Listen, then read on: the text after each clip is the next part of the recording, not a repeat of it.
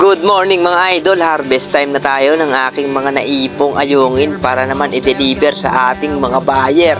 Ito nga pala yung ayungin na naipong ko sa pagtatrap sa araw-araw mga idol. Ilang araw ko nga pala itong inipon at ngayon na i-deliver ko na sa buyer.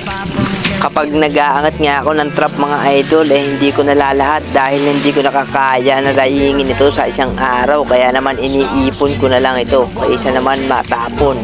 Kaya Idol Jomar ko nga pala ipapadala itong mga ayungin ito dahil siya ang kumukuha rito at siya naman ang magdadala sa buyer. Sa barangay Nabotas nga rin pala ang dala nito.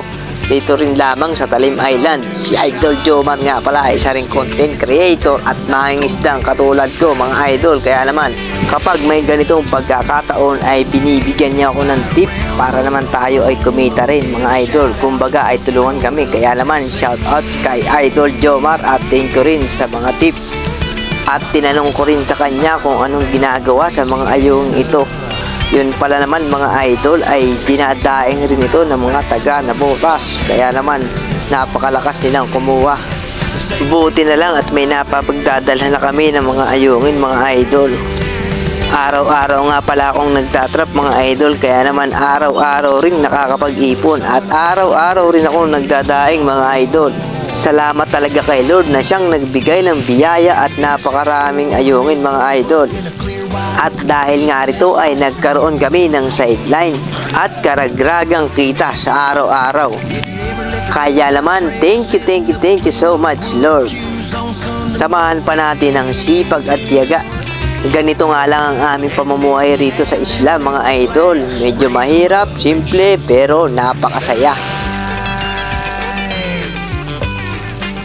Let's all do a shot if you took your whiskey, throw down a nice cold beer the size of Texas. Ride around for Oklahoma, give a shout out to both Dakotas and Tennessee. Drop it like it's hot with some fireball down in Louisiana. And we'll all toast to sweet home Alabama. Bartender, this one's on me. To say thank you all out there for keeping it country.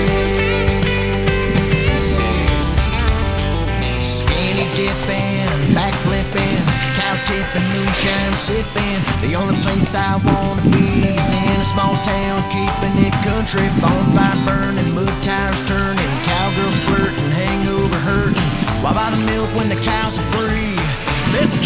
Oh, paano mga idol, i-deliver ko na itong mga ayungin na ito. At kung nagustuhan nyo ang video ito, baka naman pa-like, share, and follow na rin po bilang suporta sa akin. Kita-kits sa mga susunod nating fishing adventure. Hanggang rito na lang, bye-bye!